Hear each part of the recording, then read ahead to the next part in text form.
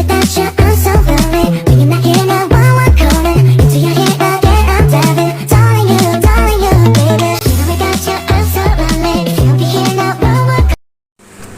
Halo semuanya, Assalamualaikum warahmatullahi wabarakatuh. Kembali lagi dengan saya Cahaya Eka Juniarti. Pada konten kali ini kita kembali lagi ya. Di sini saya akan membahas tentang apa itu unsur intrinsik pada puisi. Nah, jadi puisi itu terdapat yang namanya unsur intrinsik. Kalian udah pada tahu belum apa itu unsur intrinsik? Nah, belum pada tahu kan? Kalau misalnya udah ada yang tahu juga nggak apa-apa sih, kita menambah ilmu lagi, oke? Nah, ayo kita pergi ke pembahasan tentang unsur intrinsik pada puisi. Nah, seperti yang kalian lihat, puisi adalah salah satu bagian dari ilmu sastra. Puisi termasuk salah satu jenis karya sastra yang berisi ungkapan perasaan penyair yang di dalamnya mengandung rima dan irama, serta diungkapkan dalam pilihan kata yang cermat dan tepat.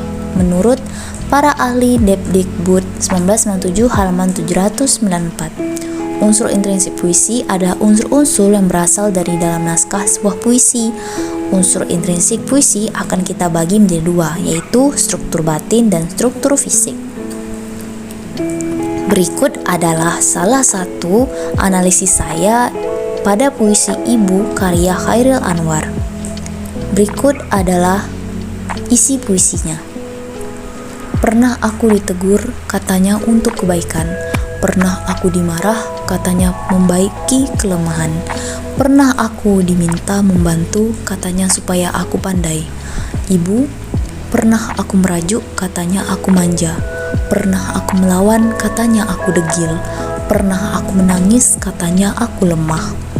Ibu, setiap kali aku tersilap, dia hukum aku dengan nasihat. Setiap kali aku kecewa, dia bangun di malam sepi lalu bermunajat. Setiap kali aku dalam kesakitan, dia obati dengan penawar dan semangat. Dan bila aku mencapai kejayaan, dia kata bersyukurlah pada Tuhan.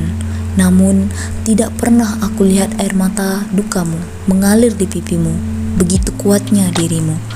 Ibu, aku sayang padamu. Tuhanku, aku bermohon padamu, sejahterakanlah dia selamanya. Nah, dari puisi yang telah kalian lihat dan kalian dengarkan tadi, di sini kita akan masuk di bagian unsur intrinsiknya.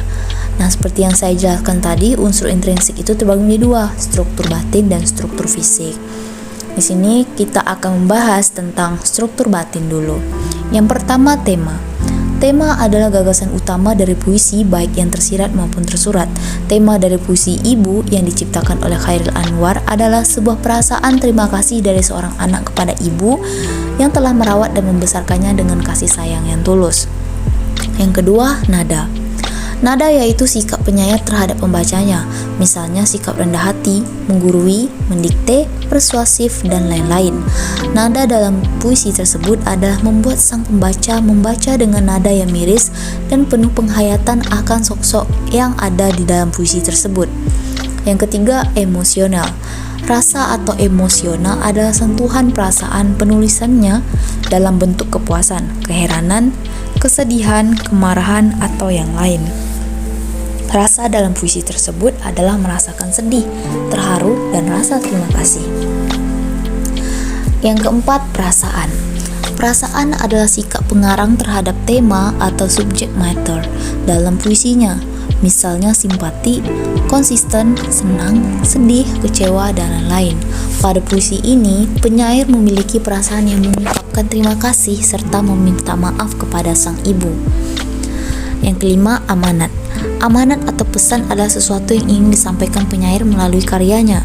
Amanat dalam puisi tersebut adalah bagaimana seorang anak mengungkapkan rasa syukur kepada Tuhan Yang Maha Kuasa atas berkat yang begitu berlimpah telah memberikan seorang ibu yang begitu mengasihinya dengan tulus dan penuh kasih sayang yang sejati. Nah, dari tadi Dari yang kita bahas tadi ada struktur batin. Selanjutnya kita masuk ke struktur fisik. Yang pertama tipografi. Tipografi disebut juga ukiran bentuk puisi. Tipografi adalah tatanan lirik, bait, kalimat, frase, kata, dan bunyi untuk menghasilkan suatu bentuk fisik yang mendukung isi, rasa, dan suasana pada puisi. Tipografi dan puisi Ibu oleh Chairil Anwar ada berbentuk lurus ke bawah dan tertata rapi. Tidak ada yang berlebihan, hanyalah suatu perasaan seorang anak yang mendalam bagi seorang ibu yang mungkin membacanya sang pembaca akan terbawa pada suasana yang lebih tenang, sedih, dan haru yang mendalam. Yang kedua, enjambement. Enjambement adalah pemotongan kalimat atau frase di akhir lirik, kemudian meletakkan potongan itu pada awal lirik berikutnya. Tujuannya adalah untuk memberi tekanan pada bagian tertentu ataupun sebagai penghubung antara bagian yang mendahuluinya dengan bagian berikutnya. Puisi ini memiliki pengulangan kata depan yang terdapat di setiap dua barisnya, AB, AB. Yang ketiga, imajinasi. Kata konkret atau imajinasi adalah penggunaan kata-kata yang tepat atau diksi yang baik atau bermakna denotasi oleh kata-kata kiasan atau majas yang berlebihan. Jadi penggunaan kata konkret di dalam puisi ini sangat memiliki porsi yang banyak sehingga dapat membuat orang yang awam akan puisi dapat mengerti dengan mudah. Yang keempat, diksi. Diksi adalah pilihan kata yang dipakai untuk mengungkapkan perasaan dalam puisi. Diksi yang dipakai oleh penyair menggambarkan rasa hormat kepada ibu dan menunjukkan perasaan yang dalam karena menggunakan kata-kata yang dalam sehingga mampu menyentuh hati pembaca dan pendengar puisi ini. Yang kelima adalah rima. Rima adalah pengindah puisi dalam bentuk pengulangan bunyi baik awal, tengah maupun akhir. Rima dalam puisi tersebut adalah dengan kata ibu dan penekanannya juga ada pada kata tersebut. Yang kelima adalah majas. Majas adalah cara penyair menjelaskan pikirannya melalui gaya bahasa yang indah dalam bentuk puisi. Majas dalam puisi tersebut adalah tata bahasa dan pendekatan yang ada dalam puisi dengan judul Ibu, dan penyair menulis dengan gaya yang indah dan dapat dirasakan juga bagi sang pembaca sehingga puisi tersebut dapat tersampaikan. Nah, demikianlah analisis unsur intrinsik atau pembangun puisi Ibu karya Chairil Anwar tersebut. Dapat disimpulkan bahwa puisi memiliki suatu pesan yang mengandung nilai yang ingin disampaikan oleh penulis bagi para pembaca. Saya bahwa apresiasi adalah suatu kegiatan mengakrabi karya sastra untuk mendapat pemahaman, penghayatan, dan penikmatan terhadap karya itu hingga diperoleh kekayaan wawasan dan pengetahuan, kepekaan pikir, dan rasa terhadap berbagai segi kehidupan. Kesimpulan yang dapat saya sampaikan terakhir ini adalah relevansi dalam kehidupan manusia adalah tentang bagaimana cara menghormati seorang ibu.